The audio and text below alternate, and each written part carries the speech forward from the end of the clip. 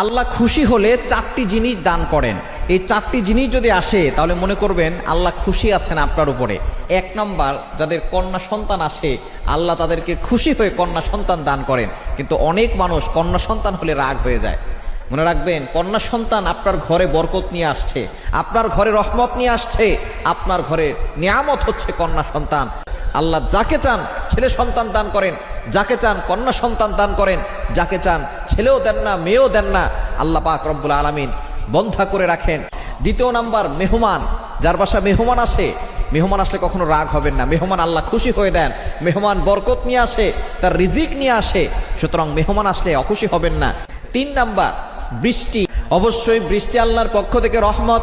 অনেক মানুষ বৃষ্টি আসার পরে বৃষ্টিকে গালি দেয়, খবরদার এটা কখনো করবেন না। আল্লাহর রহমত যদি পেতে চান বৃষ্টির সময় আল্লাহর কাছে দোয়া করবেন, দেখবেন আল্লাহ তাআলা সকল দোয়াগুলো কবুল করে নিবে।